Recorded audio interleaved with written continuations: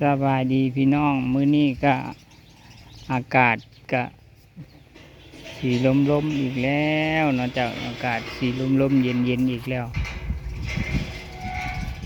ก็นั่งพิงแดดตามทุ่งตามท่าตามชนบทบ้านเฮาคือเก่าเนาะเจ้า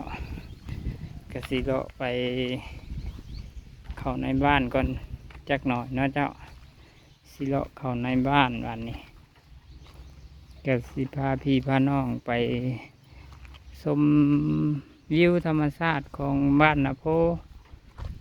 ในมื้อนี้เพราะมันอากาศแจ่มใสหรือว่าทิศทางในช่วงแรกว่าทางช่วงแรกของชนบทบ้านนาโพจะมีวิวสวยวิวงามพาพี่พาน้องไปเลาะเบิ้งกันก่อนเด้อเนาะเจ้าเป็นอย่างไรเพื่อนเพื่อนชนบทบ้านคอยกสิประมาณนี้แล้วชนบทบ้านคอยคือบ้านนาโพกาชีวิตการเป็นอยู่กะเงียบเงาอยู่เจ้าเพราะว่าเป็นชนบทบ้านนอก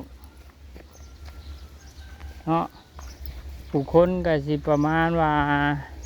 ไปหาเวียกเหตุงานทำหรือว่าไปอยู่สวนอยู่ให้พุ่นแต่ว่าเฮือนเพิ่นก็หลังใหญ่หลังโตเติบได้เนาะเจ้าเฮือนเพิ่นก็หลังใหญ่หลังโตแต่ว่าบ่มีคนสิอยู่ดอกบ้านมันเป็นชนบทบ้านนอกก็สิมีแต่ผู้ละคนเฮือนละคนละใดเนาะเจ้าผู้เพิ่น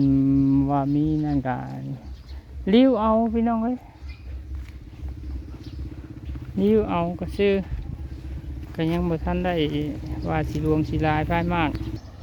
บ่อนนี่มีงานพี่น้องบ่อนนี่มีงานโอ้มาฮอดบ่อนนี่มีงาน